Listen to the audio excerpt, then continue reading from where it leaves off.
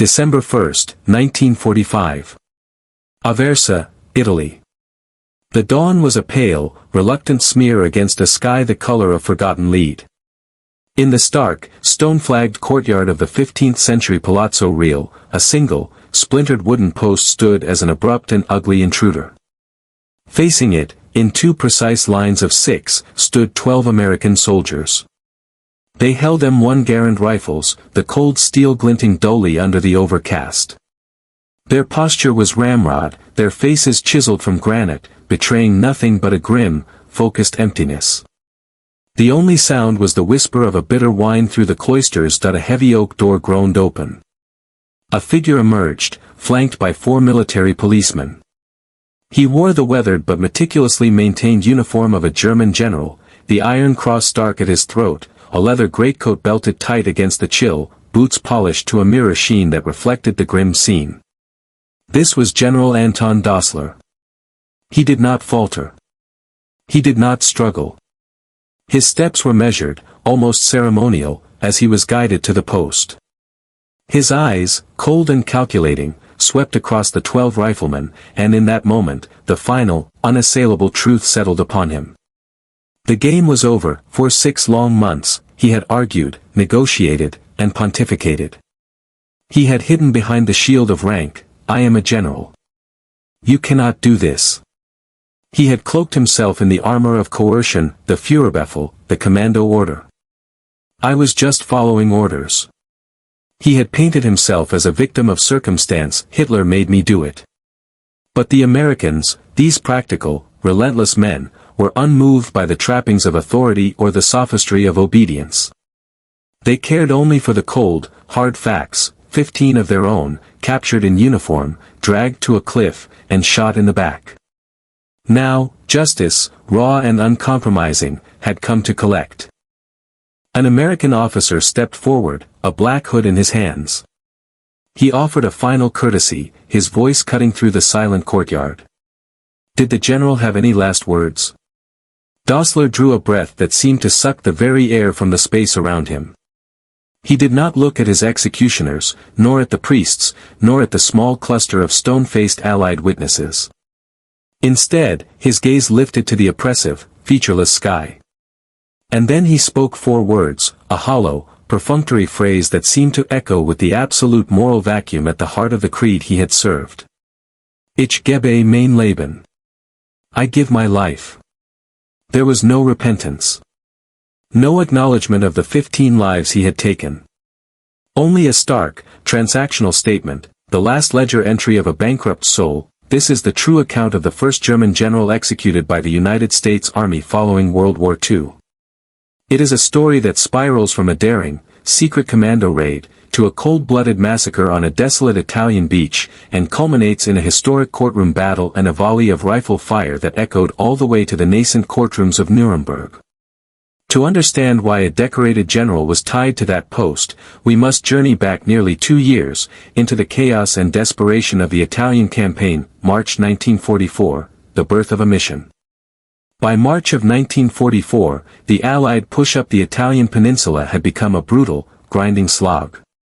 The formidable German defensive positions, anchored by the Gothic Line, seemed impregnable. The strategy shifted to attrition, sever the enemy's lifelines. The Office of Strategic Services, OSS, the daring and unconventional precursor to the CIA, devised a plan of audacious simplicity and extreme peril, Operation Ginny. The target was a critical railway tunnel at Fermura on the Ligurian coast, a vital artery for German supplies and reinforcements moving south.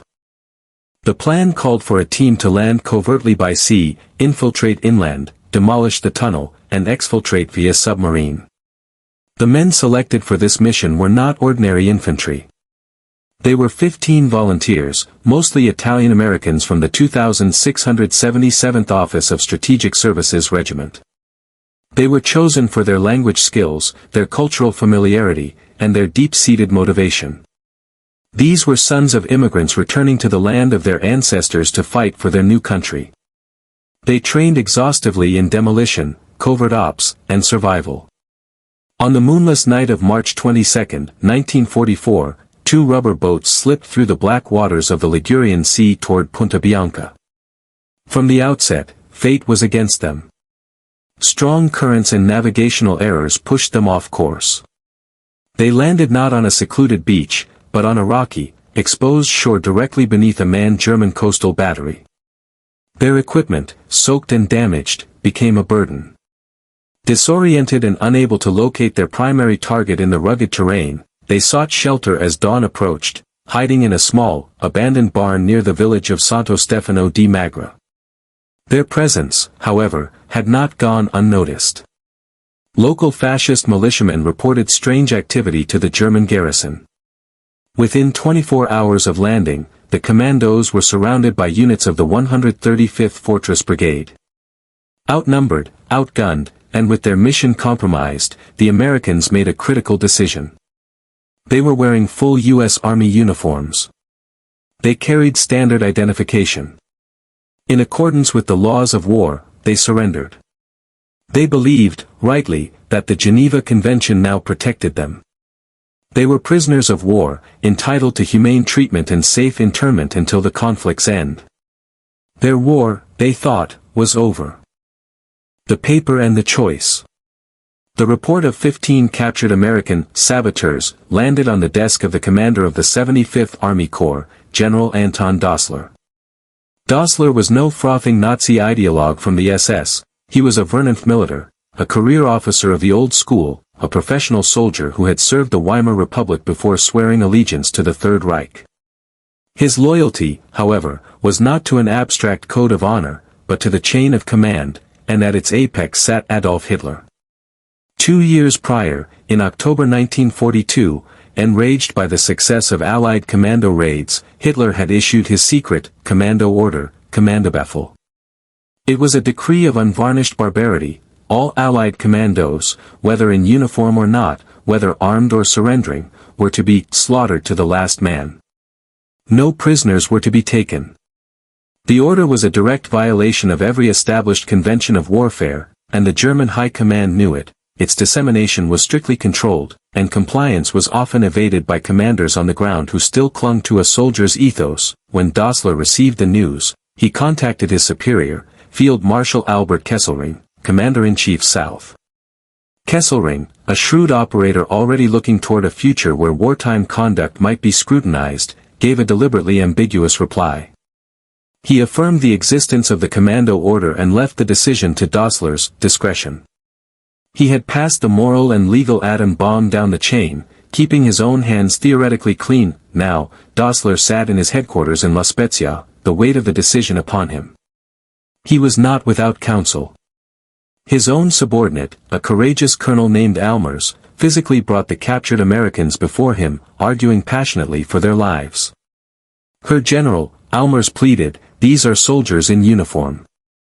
They surrendered openly. To shoot them is murder and a clear war crime. We must send them to a POW camp." Almers represented the conscience Dossler had to suppress. Dossler hesitated. For a day, he did nothing, perhaps hoping the problem would resolve itself. But the specter of Hitler's order, and the fear of the Führer's wrath for disobedience, loomed larger than the distant concept of justice. The fear of his own supreme commander outweighed his duty to the laws of humanity. On March 24, he made his choice. He picked up the telephone and issued the fatal command. He then formalized it in a telex, a piece of paper that would become his death warrant: the captured Americans are to be shot immediately. Bury them in a hidden grave. Acknowledge receipt. He chose to be a Nazi functionary over being a human being. He chose bureaucratic compliance over moral courage. The cliff at Punta Bianca. Before dawn on March 26, 1944, the 15 OSS men were roused from their cells in the fortress of La Spezia. They were told they were being transferred. Some, perhaps, felt a glimmer of hope. They were loaded onto trucks and driven back toward the coast, to the very cliffs of Punta Bianca where their mission had begun in failure. They were marched to the edge of a rocky outcrop overlooking the sea. The truth dawned. They saw not transport, but a hastily assembled firing squad of German soldiers. There was no blindfold offered, no final rites administered by their captors. The accounts from the few German witnesses later interrogated spoke of a profound and unsettling bravery. The Americans, realizing their fate, did not beg or weep. They shook hands. They embraced one another. They faced their executioners with a stoic dignity that would haunt some of the men ordered to pull the triggers. The command rang out in the crisp morning air. Fewer. A volley of rifle fire shattered the silence. 15 bodies crumpled to the ground. A German officer moved among the fallen, administering coup de grace shots with his pistol to any who showed signs of life. The soldiers then dragged the bodies to a pre-dug pit, threw them in, and covered the grave with rocks and dirt, scattering brush to camouflage the site. The sea continued its eternal crash against the cliffs below, washing away none of the guilt. Back in his headquarters, General Dassler sipped his coffee. He sent a succinct, triumphant message to Berlin: saboteurs captured and executed in accordance with the Führerbefehl. He filed the paperwork and considered the matter closed, a minor tactical footnote in a vast war. He believed the secret was buried forever under Italian soil. He was catastrophically wrong. The Unearthing of Truth, May 1945 to October 1945. The war in Europe ended in May 1945. General Anton Dassler, like thousands of other German officers, was captured. He anticipated a gentleman's internment, perhaps a Spartan but respectful confinement in a camp for high-ranking officers, where he could await a eventual release or a comfortable war crimes trial that would, in his view, vindicate him as a soldier doing his duty. But while the guns fell silent, the work of justice was just beginning. For over a year, the families of the 15 OSS operatives had been tormented by the agonizing label, "missing in action." The U.S. Army had no answers. The OSS, however, was a tight-knit organization. They refused to forget their own.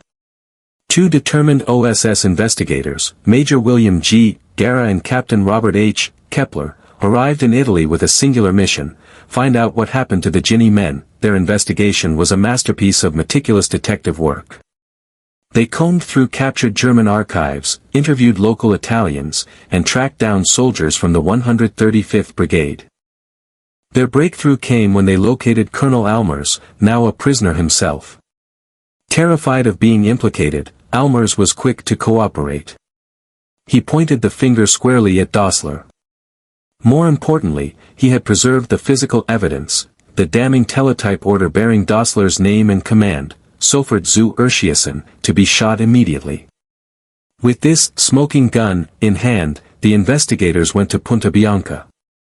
Guided by a remorseful German soldier who had been part of the burial detail, they excavated the shallow grave. What they found was a scene of harrowing clarity: 15 skeletons, still clad in the tattered remnants of U.S. Army uniforms, many with bullet holes in their backs. The crime scene was undeniable. This was not a battle, it was a judicial murder, a war crime of the most unambiguous kind. The case was now irrefutable. Dassler was formally charged with murder. The stage was set not just for a trial, but for a landmark moment in legal history. The trial, a clash of philosophies. In late October 1945, the Grand Hall of the Palace of Justice in Rome was transformed into a military commission courtroom. The world's press packed the galleries. This was the first major war crimes trial conducted by the Western Allies, a precursor and a testing ground for the monumental proceedings being organized at Nuremberg. Anton Dassler entered the dock not as a broken man, but as a defiant, almost arrogant figure.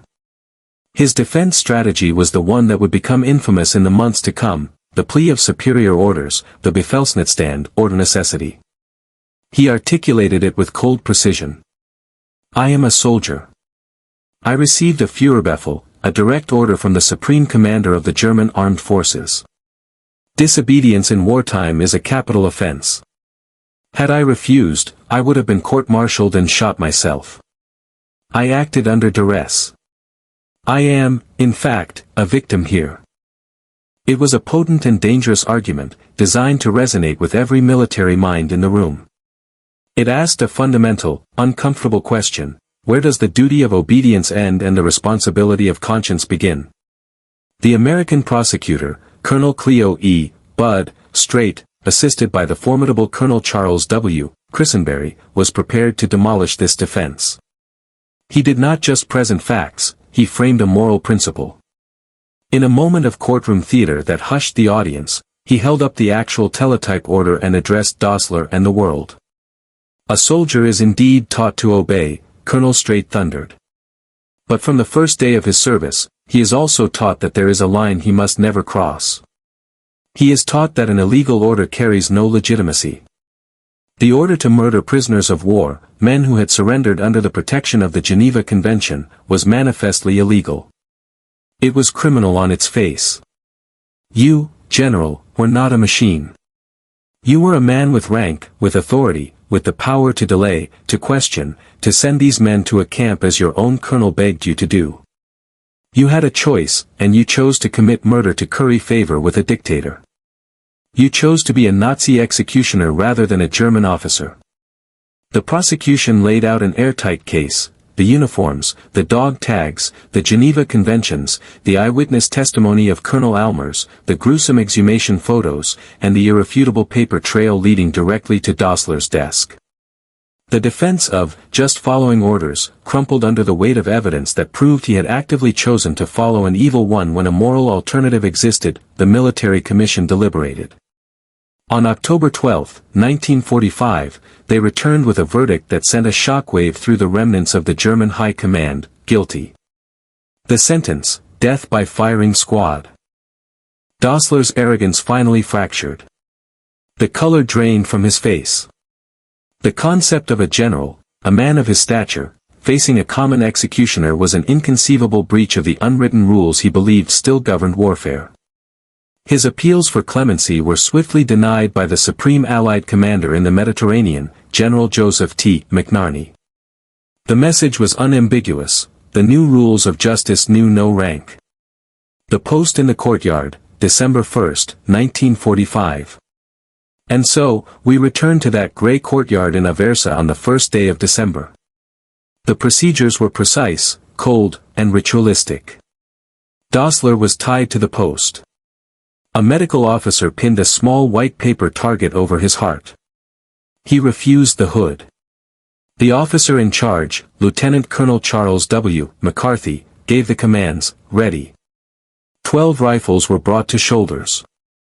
Aim. The muzzles centered on the white square. Fire. A single, shattering volley echoed off the ancient palace walls. Dossler's body jerked violently against its restraints, then sagged. A medical officer stepped forward, checked for a pulse, and pronounced the sentence carried out. A photographer's bulb flashed, capturing the image of the dead general slumped against the post. That photograph would be published across front pages in America, a stark, satisfying symbol of justice delivered, the echo of the volley. The execution of General Anton Dossler was a watershed. For the Germans, it was a terrifying lesson that the superior order's defense would not be an automatic shield. It established a critical legal precedent that would underpin the Nuremberg trials, where figures like Keitel and Jodl would meet similar fates. The principle was now etched in international law: individuals bear responsibility for their actions, even in war, and moral choice cannot be abdicated to authority. For the families of the 15 OSS commandos, men like Sergeant Thomas J. Riley, Private Robert J. Zwerlein, and their comrades, the execution did not bring their sons and husbands back. But it brought something equally vital: accountability.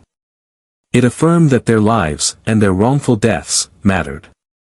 It demonstrated that the nation they died for would pursue justice for them to the very end, regardless of the enemy's rank.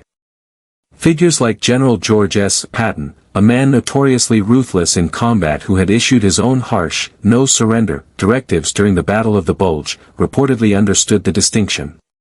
Taking no prisoners in the heat of a desperate firefight existed in a gray, brutal zone of warfare. But signing a death warrant for 15 helpless, surrendered men in a cell, based on a blatantly illegal policy, existed in the clear, black and white realm of murder. Dossler had crossed that line. Anton Dossler died believing he was a soldier fulfilling his duty. The Post, The ropes, and the 12 bullets proved a different truth to the world: he was a murderer who happened to wear a general's uniform.